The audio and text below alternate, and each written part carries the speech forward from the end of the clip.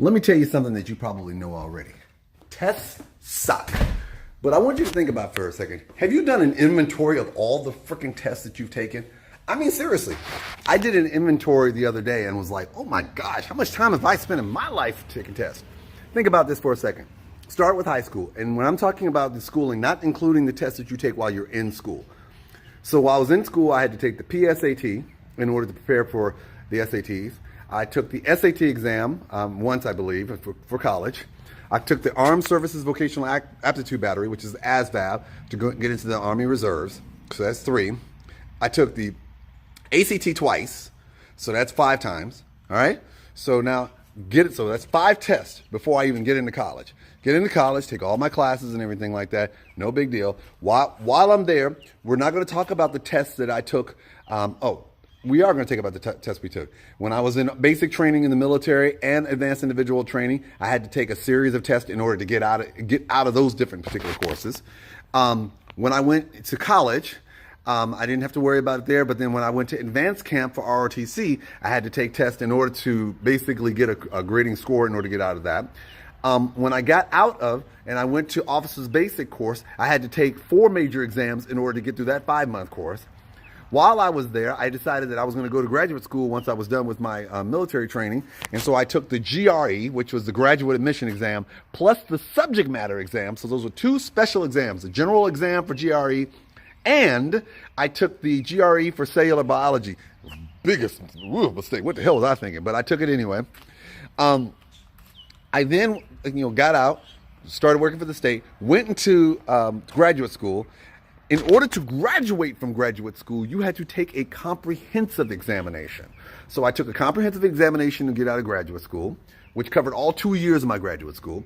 Then from there, I went to the military. While I was in the military, I decided, I'm going to go to law school. So I had to do what? I had to take the law school admissions test in order to get into law school. We won't talk about all the tests that I had to take while I was in law school. But in order to get admitted to the bar, I had to take the Florida bar exam, which was 2 months to prepare for that. Then there were a few different exams that I had to take along the way just to get admitted to various courts, like the Southern District of Florida. I believe in the Northern District required a test as well. I also made an attempt to become a patent attorney, so I took the patent bar twice. First one I came very close to. I actually studied for that one. The second one, messed around. Hey, it is what it is. Then, during the time when I was looking at becoming a judge, I had to take 1, 2, 3, 4 exams in order to be able to pass the competitive exams in order to get on the bench to be a judge. Now, I don't know what the math is for all that, but let me be the first to tell you, there's a whole lot of damn tests. And why am I telling you this? Because when you're deciding what you're going to do in your life, make sure you pay close attention to whether or not you have to take a test. Am I telling you this? That's some big shocker? No. Because what happens is that a lot of times people, when they start thinking about doing things, they never pause in their minds that they may have to take a test. So here are 2 things that I want you to get from this. Aside from the fact of you saying, Reeves, you just spent your whole life taking tests, man. Just get over yourself. 2 things that you need to be mindful of. 1, look at what you're planning on doing and asking yourself, do you need to take a test along the way? That's the first thing. Second thing, can you get there without taking a test? There are graduate programs out there that don't require standardized tests. I believe there's some undergraduate schools where getting into college, they don't require you to take the ACT, SAT. They look at what your GPA is and what you did.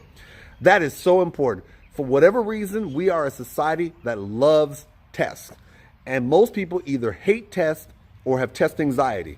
If you're one of those people, or like me, both, where you get real anxious when you take tests and damn it, can't stand them, start looking now about whether or not you have to take a test to achieve something you need to do going further in your life. And most importantly, can you find a way around it?